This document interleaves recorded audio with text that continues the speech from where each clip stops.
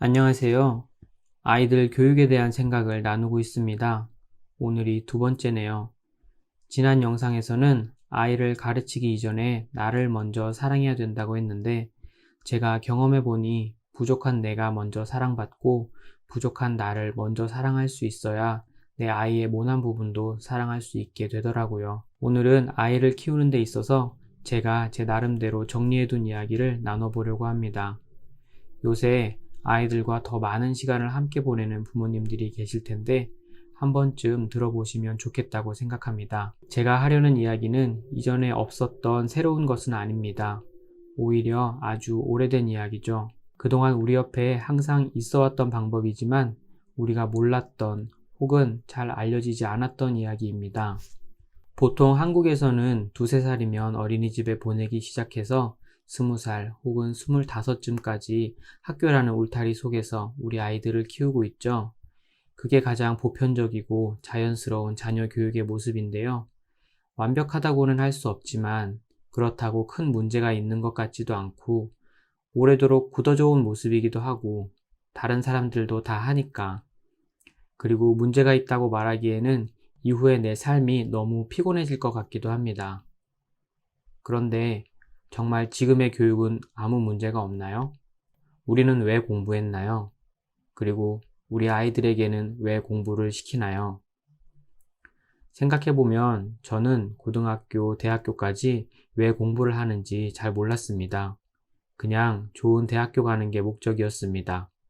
그 이상이 없었기 때문에 대학교에서 목적을 잃고 방황한 시간이 길었습니다. 그런 제가 30대 중반이 되고 이제는 제 결정에 따라 인생의 방향이 달라지는 아이들이 3명이나 되었습니다. 제 스스로에게 물어보지 않을 수가 없었습니다. 어떻게 키우지? 여러 가지로 고민을 해보고 책도 찾아보고 이런저런 경험도 해보면서 저는 기독교적인 가정교육이 가장 건강한 교육법이라는 생각을 갖게 되었습니다. 기독교적 가정교육이라고 해도 방향이나 방법이 각기 다를 수 있습니다. 그래서 제가 정리한 거를 나눠보고자 합니다.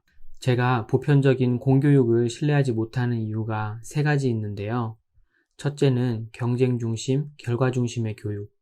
둘째는 전인적 교육 대신에 사회화에 집중하는 교육. 셋째는 자본주의 세계관 안에서의 교육. 이렇게 3가지입니다. 조금 더 말을 붙여보자면 먼저 경쟁 중심과 결과 중심의 교육은 아이에게 교육의 목적이 누군가를 이기는 것 혹은 좋은 점수를 받는 것이라고 가르치게 됩니다.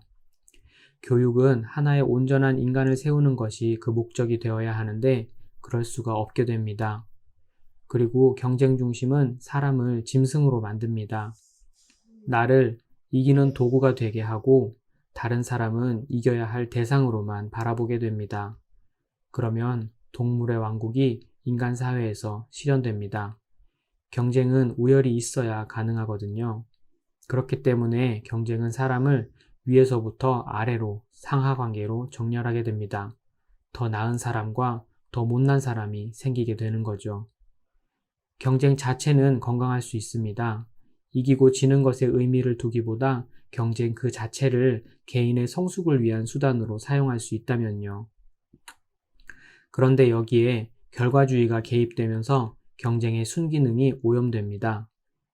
이기기 위한 경쟁, 그 이상의 것이 안 됩니다. 은메달도 금메달 앞에서는 패배자가 되는 겁니다. 이런 가치체계가 저변에 있는 교육은 사랑하는 아이를 짐승으로 만듭니다. 서로 잡아먹고 지면 죽는 동물의 왕국에서 살게 되는 겁니다. 두 번째로 지금의 공교육은 한 사람을 온전하게 키워내는데 그 목적이 있는 것이 아니라 한 사람을 사회를 위한 좋은 부품으로 길러내는데 초점이 맞추어져 있습니다. 그리고 이것을 사회화라고 말하고 있습니다. 요즘 대학교들을 보면 취업에 도움되는 학과는 새로 개설되는 반면에 자유전공은 줄어들거나 없어지는 형편입니다. 인간을 세우는 데 관심이 있는 것이 아니라 사회가 무엇을 필요로 하는지에 더 관심이 있는 겁니다. 그리고 거기에 따라 학생들도 사회가 필요로 하는 것이 더 중요하다고 여기게 됩니다. 그리고 여기서 무엇이 더 중요한지는 주로 자본주의적 관점에 의해 판단됩니다. 대학교는 수요가 있는 학과만 유지하려고 하고 학생들도 수요가 많은 학과로의 진학을 바랍니다. 그리고 그 계획에 맞추어서 초등학교부터 선행학습을 합니다. 내가 어떤 재능이 있는지, 무엇을 좋아하는지는 그렇게 중요하지 않습니다. 사회에 나를 끼워 맞추는 것이 중요합니다. 그렇게 학생들은 부품이 됩니다. 셋째로는 교육이나 학문의 기준도 자본주의 시스템 안에서 움직입니다. 하버드 대학교의 로고에는 베리타스, 진리가 적혀 있는데 요즘 교육의 진리는 자본입니다. 한국에서 하버드 가려고 코피 터지게 공부하는 사람들을 한번 보세요. 그 사람들이 진리를 추구하던가요? 아니면 자본을 추구하던가요? 자본을 진리라고 믿는 세계관 속에서 교육받은 학생은 소위 돈밖에 모르는 사람으로 자라나게 됩니다. 다시 말해서 자본을 많이 축적할수록 더 진리에 가까운 인간으로 평가받는 거죠. 자본주의, 부자 중심 사회, 유전무죄, 무전유죄가 상식이 되는 사회는 이런 교육 시스템 안에서 만들어집니다. 결과적으로 아이는 이기기 위해서 경쟁을 하는데 이긴다는 것은 궁극적으로 더 많은 자본을 소유하는 것을 의미하고 그래서 아이는 더 많은 자본을 소유함으로써 자기보다 더 많은 자본을 소유한 사람의 부품이 된다는 것입니다. 그래서 저는 공교육을 반대합니다. 이렇게 문제를 인식한 부모로서 두 가지 선택이 있습니다. 첫째는 시스템에 적응하거나 둘째는 시스템에 저항하거나 그리고 저는 두 번째를 택했습니다. 시스템에 적응하는 것은 말했던 것처럼 인간이 아니라 부품이 되는 길이니까요. 그리고 저는 제 아이들이 부품이 되기를 바라지는 않습니다. 그리고 기독교적인 가정교육은 시스템에 저항하기를 결정한 제가 가진 해답입니다. 책을 통해서 저만의 특별한 경험을 통해서 그리고 제가 가진 한계를 인식하고서 만들었습니다. 특별히 참고한 책은 4권인데요. 밑에 설명에 링크를 달아 놓았습니다.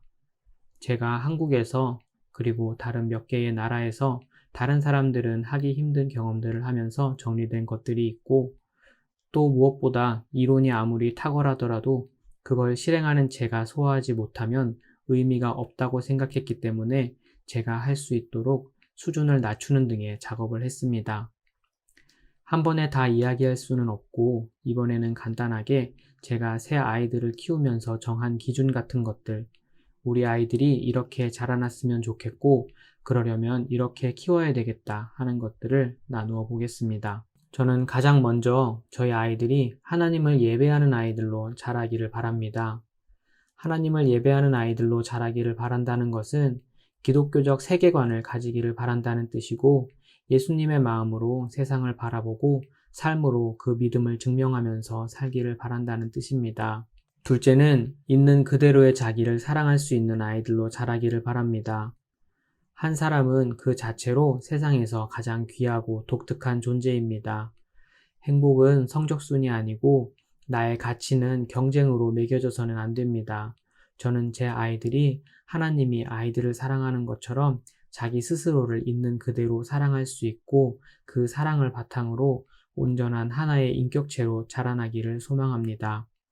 비교하지 않고 경쟁하지 않고 자기 스스로를 있는 위치 그 자리에서 사랑할 수 있기를 바랍니다. 그런데 많은 사람들이 오해하는 것이 한 가지 있는데 나를 있는 그대로 사랑한다는 게 나의 죄성까지 사랑한다는 뜻은 아닙니다. 사랑한다면 깨끗하게 씻겠죠. 더러운 것은 닦아내고요. 자기에게 흠이 있고 때가 있다는 것을 인정하고 그 있는 모습 그대로가 자기임을 직시하고 그 흠결을 하나하나 깨끗하게 하는 작업을 평생 해가는 것. 이것이 그대로의 자기를 사랑하는 것이라고 생각합니다. 아이들이 자기의 흠결을 부끄러운 것으로 죄책감으로 바라보는 것이 아니라 있는 그대로 인정하고 또 가족 안에서 비난 대신 인정을 받고 그 때를 평생을 들여 깨끗하게 하는 작업을 용기 있게 해나갈 수 있는 아이들이 되기를 바라는 마음입니다. 세 번째로는 다른 사람의 감정에 공감할 수 있는 아이들로 자라기를 바랍니다. 나를 사랑할 수 있게 되면 다른 사람들도 같은 마음으로 사랑할 수 있습니다. 나를 사랑하지 못하면 다른 사람들을 사랑할 수도 없습니다. 내 감정을 인식하고 인정하고 이해하고 품을 수 있어야 다른 사람의 감정에도 공감할 수 있습니다. 우리 아이들이 나를 사랑하는 데서 그치지 않고 내 감정만 소중하게 여기는 이기적인 인간이 아니라 내 이웃을 내 몸과 같이 사랑할 수 있는 아이들이 되기를 바랍니다. 마지막으로는 문제 해결 능력이 있는 아이들로 자라기를 바랍니다. 다른 사람들과 함께 기뻐해주고 함께 슬퍼해줄 수 있는 공감은 서로 사랑할 수 있게 해줍니다. 그러나 이것이 끝은 아닙니다. 다른 사람의 아픔을 내 아픔으로 느낀다면 그 아픔을 해결하려고 하겠죠. 그런데 어떻게 해결하는지를 모르면 안 되잖아요. 저는 그래서 우리가 공부하고 지식을 쌓는다고 생각합니다. 지식을 습득하고 그것을 정리했다면 표현해내는 데까지 이르러야 합니다. 이것이 문법, 논리학, 수사학이라는 트리비움의 기본 원리입니다. 저는 이 세상 최고의 수사는 예수님의 십자가 죽음이라고 생각합니다. 예수님은 그렇게 본인의 사랑을 우리에게 확증하셨으니까요. 더 이상 가능한 문제 해결은 없죠. 우리도 그분의 사랑을 이웃들에게 전하기 위해서는 우리만의 수사학으로 그 사랑을 표현해야 합니다. 그렇게 문제를 해결할 수 있는 아이들로 자라나기를 바랍니다. 그러면 구체적으로 어떻게 키워야 우리 아이들을 제가 바라는 아이들로 길러낼 수 있을까요? 일단 가장 먼저 하나님과 신실한 관계를 맺어야 합니다. 가장 먼저 아이가 하나님을 하나님으로 알도록 가르쳐야 합니다. 하나님의 창조 원리를 알아서 이 세상이 어쩌다가 생긴 게 아니라 하나님의 사랑으로부터 생겨났고 예수님의 희생으로 우리가 존재하고 있다는 것을 진리로 고백할 수 있도록 교육해야 합니다. 아이가 바라보는 모든 것은 하나님을 중심으로 해석되어야 합니다. 예수님이 보시는 대로 세상을 볼 수 있어야 합니다. 이것이 기독교적 세계관입니다. 그 안경을 쓰기 위해서는 하나님과 동행하는 수밖에 없습니다. 그러려면 하루에 가장 많은 시간은 하나님과의 관계를 맺는데 할애되어야 합니다. 하나님과 신실한 관계를 맺기 위해서는 먼저 부모가 하나님과 신실한 관계를 맺기를 간절히 바라야 합니다. 그리고 그렇게 살아가야 하죠. 이게 가장 중요하다고 생각합니다. 또 아이가 하나님과 자유롭게 소통할 수 있도록 도와주어야 합니다. 정형화된 기도가 아니라 춤추기 위한 찬양이 아니라 부모님과 이야기하듯이 눈을 감고 하나님과 교제할 수 있도록 도와주어야 합니다. 그래야만 하나님이 아이에게 있어서 관념적 존재가 아니라 실제가 됩니다. 부모님이 하나님 믿으니까 나도 믿어 라고 하는 모태신앙이 매너리즘에 빠지는 가장 큰 원인은 바로 이 작업이 없기 때문이라고 생각합니다.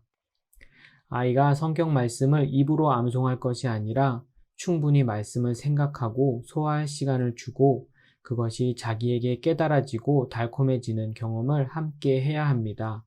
그래야만 스스로 인격적인 만남을 가질 수 있습니다. 또 다양한 방법으로 아이가 말씀에 노출될 수 있게 해야 합니다. 뽀로로에 더 많이 노출된 아이들은 뽀로로의 세계관을 배웁니다. 성경을 잣대로 뽀로로를 해석할 수 있도록 말씀에 더 많이 노출될 수 있어야 합니다. 무슨 책을 읽던지 성경적으로 해석할 수 있도록 부모가 도와주어야 하고 산책을 할 때에도 다른 사람을 만날 때에도 장을 볼 때에도 성경적인 생각과 해석을 할 수 있도록 격려해 주어야 합니다. 도덕적, 윤리적인 생각을 넘어서 성경적인 생각까지 아이가 할 수 있도록 도와줄 필요가 있습니다. 가령 쓰레기를 버리면 안 돼. 그럼 지구가 더러워지잖아. 지구가 더러워지면 무슨 일이 생길까? 하는 생각에서 하나님의 창조 원리와 문화 대명령까지 아이가 접근할 수 있도록 도와주어야 합니다. 그리고 부모가 먼저 아이가 소비할 문화 콘텐츠를 확인하고 성경적이지 않은 것은 차단할 수 있는 필터 역할을 해주어야 합니다. 서로 놀리고 비교하거나 싸우는 내용은 주의해야겠죠. 둘째로 하나님과 신실한 관계를 맺었다면 하나님의 다른 피조물과도 같은 관계를 맺어야 합니다. 먼저는 내 가족, 친구, 이웃들과 관계를 맺어야 합니다. 여기에서 중요한 것은 예수님의 마음으로 교제해야 한다는 것입니다. 그래서 하나님과 관계를 맺는 것이 먼저 선행되어야 할 작업입니다. 예수님이 나만큼 내 친구와 내 이웃을 사랑한다는 사실을 이해하고 다른 사람들과의 관계를 맺어야 합니다. 부모님들이 아이들을 학교에 보내는 이유 중 하나는 친구들과 어울리게 하기 위해서죠. 그렇지만 제가 참고한 도서들을 보면 오히려 친구들과의 교제는 보통 부모들의 기대와는 달리 서로를 세워주는 건설적인 관계이기보다는 파괴적인 관계로 발전하는 경우가 더 많습니다. 왜냐하면 학교에서 이미 사람을 파괴하는 가치들로 가르치기 때문에 그게 자연스러운 겁니다. 어떤 반에서 힘이 센 아이가 다른 아이를 괴롭힐 때에 그 아이를 적극적으로 도와주는 학생이 있다면 그 학생도 같이 괴롭힘을 당하고 그걸 보는 대다수의 아이들은 방관하거나 무시한다는 이야기를 들어보신 적이 있을 겁니다. 힘으로 억압하는 관계, 밟고 올라서는 경쟁 속에서의 상하 관계, 서로 무관심한 관계, 나만 아니면 된다는 이기적인 관계, 이건 모두 파괴적인 관계입니다. 오히려 부모와 함께하는 가정교육의 경우에 더 성숙한 친구와의 교제를 만들 수도 있습니다. 칼 비테의 책에서는 아이가 친구와의 교제 없이도 얼마나 주위에서 교제하고 싶어하는 아이가 되었는지에 대해 잘 나타나 있습니다. 친구들과 어울리기 위해서는 친구들과 많이 만나서 노는 게 중요한 게 아니라 친구들이 자기만큼 소중한 존재라는 걸 아는 것이 먼저입니다. 사람과의 관계뿐 아니라 자연, 동물, 식물, 지구, 우주와도 관계를 맺어야 합니다. 하나님은 공동체를 굉장히 중요하게 여기십니다. 그런데 여기에서 공동체는 사람이 모인 조직의 범위가 아니라 그분의 모든 피조물의 집합을 이야기하는 겁니다. 하나님은 인간만을 보시고서 심히 좋았더라고 하시지 않으셨고 지으신 그 모든 것이 아름답게 조화된 모습을 보시고 심히 좋았다고 하셨습니다. 그래서 우리는 모든 하나님의 피조물들과 신실한 관계를 맺어서 공동체적으로 살아야 할 책임이 있습니다. 집에서 전기를 아껴 쓰고 쓰레기를 덜 만들고 분리배출을 꼼꼼하게 하는 것도 다 공동체적인 사유로 인해서 신실한 행위가 될 수 있습니다. 하나님의 피조물들과 신실한 관계를 맺는다는 뜻은 창세기 1장 28절의 말씀을 지킨다는 말입니다. 우리 아이들과 함께 이 말씀을 지키는 방향으로 모든 라이프 스타일과 문화가 조정되어야 합니다. 다른 사람들과의 관계를 위해서 먼저 자기가 하나님께 사랑받는 존재라는 것을 알고 다른 사람들도 그 사랑을 똑같이 받는다는 걸 아는 것이 중요합니다. 그러려면 충분 그 이상의 사랑을 주변 사람들로부터 받아야 합니다. 부모가 아이와 더 많은 시간을 공유하고 소통하고 경험하는 것이 중요하다고 생각합니다. 그리고 자연, 사회, 우주 등 다양한 분야의 책을 풍성하게 읽고 생각하는 시간이 필요합니다. 보통 12살 전후까지가 지식을 습득하는 문법의 단계라고 합니다. 그때까지는 다양하고 풍성하게 지식을 습득할 필요가 있습니다. 그 이후에 정리하고 표현하는 단계로 서서히 확장되겠죠. 그리고 직접 체험할 수 있는 부분은 그럴 수 있도록 지원해 주는 것이 좋습니다. 저는 아이들과 산으로 산책을 많이 갑니다. 도시 내에 있는 공원도 이왕이면 자제하는 편입니다. 자연 그대로의 모습에서 아이들이 하나님의 피조물을 날 것으로 느끼고 즐기기를 바랍니다. 그리고 아이들이 나무나 돌, 꽃 등 자기가 관심 가지는 대상에는 이름을 붙여서 놀아보도록 합니다. 이름을 붙인다는 건 그것과 조금 더 깊은 관계, 그리고 개인적인 관계를 맺는다는 것을 의미합니다. 강아지를 좋아하는 것과 우리 집 뽀삐를 좋아하는 것의 차이입니다. 개인적인 관계를 맺는다면 공감하기 쉬워지고 그러면 그것이 아파할 때 같이 아파하고 그 아픔을 해결해주고 싶어하는 감정의 흐름이 훨씬 쉬워질 수 있다고 생각합니다. 더 구체적으로 들어갈 수 있겠지만 여기에서는 이 정도로만 요약하려고 합니다. 기독교적인 가정교육이 왜 중요한지, 어떻게 가능한지에 대해서 이야기했지만 저는 학교에 보내면 안 된다고 이야기하는 것은 아닙니다. 그것은 현실적이지 않으니까요. 최소한 아이들이 공교육의 가치, 사회의 가치에 물들어서 가정으로 오는 것이 아니라 가정의 가치에 물들어서 사회로 나아갈 수만 있다면 아이들이 세상을 넉넉히 이겨낼 수 있다고 생각합니다.